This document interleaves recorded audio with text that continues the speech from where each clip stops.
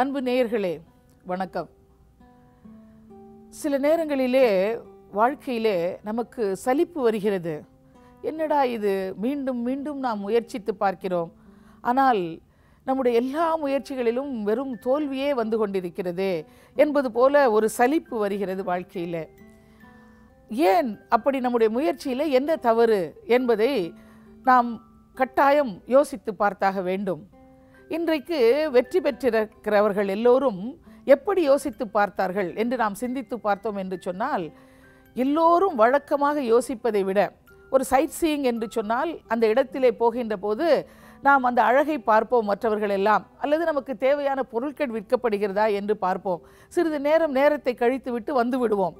ஆனால் அதுவே அந்த இடத்துக்கு ஒரு கதை எழுதுகிறவர் போனால், இந்த குழந்தை ஏன் அழுது கொண்டிருக்கிறது, இத்தனை பேர் இங்கே மகிழ்ச்சியாக இருக்கின்ற போது ஒரு பெண் மட்டும் தனியாக கவலையாக இருக்கிறாளே, இவளுக்கு பின்னால் என்ன கதை இருக்கக்கூடும் என்று ஒரு எழுத்தாளர் மாற்றி சிந்திப்பார்.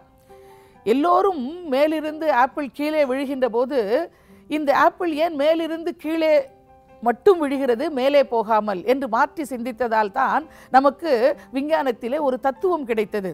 அதை போல வாழ்க்கையிலே நாம் வெற்றியடைய வேண்டும் என்று சொன்னால், எல்லோரையும் போல வழக்கமான திசையிலேயே தொடர்ந்து சிந்தித்து கொண்டிருக்காமல் ஒரு மாற்று சிந்தனையை மாற்றி யோசி என்று சொல்வார்களே, அப்படி மாற்றி யோசித்தோம் என்று சொன்னால் நிச்சயமாக வாழ்க்கையிலே நமக்கு வெற்றி கிடைக்க வாய்ப்பு இருக்கிறது. எப்படி என்று சொன்னால், ஒரு உதாரணம் உங்களுக்கு நான் சொல்ல முடியும். அமெரிக்காவிலே அந்த காலகட்டத்திலே நாம் பெட்ரோல் அல்லது டீசல் போடுவதற்காக பெட்ரோல் பங்குக்கு செல்கிறோம். ஆயில் என்று சொல்லப்படுவது எப்போதும் அனுதினமும் நாம் போடுகின்ற போது பெட்ரோல் போடுவது போல டீசல் போடுவது போல உபயோகப்படுத்தப்படுகின்ற பொருள் அல்ல. அது அந்த அளவுக்கு உடனடியாக தீப்பிடிக்கக்கூடிய பொருளும் அல்ல. எப்போதாவது தேவைப்படுகின்றது தான். ஒரு 200 ml அல்லது ஒரு அரை லிட்டர் அல்லது 1 லிட்டர் 2 லிட்டர் இப்படித்தான் வேண்டி இருக்கும். ஆனால் அதற்காகவும் ஒரு பம்பிங் ஸ்டேஷனுக்கு சென்று தான் நாம் வாங்கக்கூடிய நிலைமை இருக்கிறதே, அதை ஏன் நான் வாங்கி கொண்டு வந்து வீட்டிலே வைத்து கொள்ளக்கூடாது என்கின்ற எண்ணம் ஒருவருக்கு வந்தது. அவர் உடனடியாக அந்த எண்ணத்தை அப்படியே போட்டு வைத்து விடவில்லை, செயல்படுத்தி பார்க்க வேண்டும் என்று நினைத்தார். ஒரு பிளாஸ்டிக் கண்டெய்னர்ஸ் அதை செய்யக்கூடிய டப்பாக்கள் செய்யக்கூடிய ஒரு இடத்திலே போய் அவர்களிடத்திலே அவர் கேட்டார் என்னவென்று. நான் புதிதாக ஒரு பொருளை இந்த பிளாஸ்டிக் கண்டெய்னரிலே அடைத்து விற்க விரும்புகின்றேன், உங்களாலே நான் கேட்கின்ற அளவுகளுக்கு ஏற்றது போல உங்களாலே எனக்கு கண்டெய்னர் செய்து தர முடியுமா? செய்து தருகிறோம் என்று சொன்னார்கள்.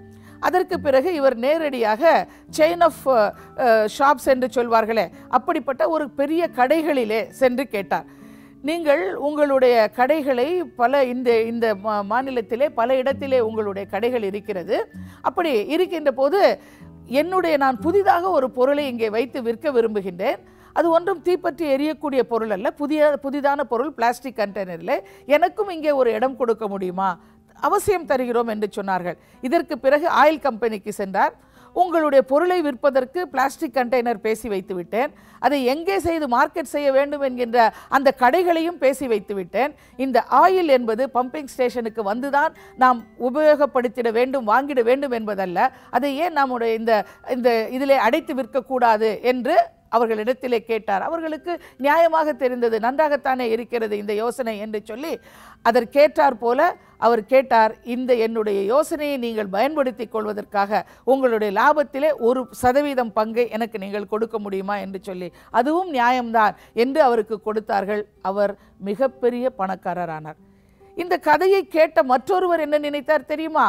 அவர் என்ன நினைத்தார் என்று சொன்னால், அதே காலகட்டத்திலே ஒரு கூல்ட்ரிங்க்ஸ் என்று சொல்கிறோமே, ஒரு மிராண்டா, கோக் என்கின்றது போல அவைகளை குடிக்க வேண்டும் என்று சொன்னால் ஃபவுண்டன் என்று சொல்வார்கள். அங்கே போய் பட்டனை அழுத்தி அந்த இருக்கின்ற இடத்திலே தான் குடிக்க முடியும். நான் இரவிலே எழுந்து கொள்கிற போது அல்லது நான் நினைக்கின்ற போது, மத்தியான வேளையிலே வெயிலாக இருக்கின்ற போது எனக்கு இப்படி ஒரு குளிர்ச்சியான பானத்தை கொடுக்க வேண்டும் என்று சொன்னால் நான் ஏன் ஒரு இடத்துக்கு செல்ல வேண்டும், அதை ஏன் ஒரு பாட்டிலில் அடைத்து எனக்கு கொடுத்தால் என்னுடைய வீட்டிலே நான் வைத்துக் கொள்வேனே என்று நினைத்தார். இவருடைய அதே பாணியை அவரும் பின்பற்றி எனக்கு பாட்டில் அடைத்து கொடுப்பதற்கு பாட்டில் செய்து தருகிறீர்களா என்று கேட்டார். அதை எங்கே சென்று விற்க வேண்டுமோ அங்கும் கேட்டார். அதற்கு பிறகு அந்த ஃபவுண்டன் கம்பெனி இடத்தினிலே போய் கேட்டார், உங்களுக்கான பாட்டில் ரெடி, அதை விற்பதற்கான இடம் ரெடி, இதை விற்கின்ற போது எனக்கு உங்கள் லாபத்திலே பங்கு கொடுக்கிறீர்களா என்று சொல்லி அவரும் பணக்காரனானார்.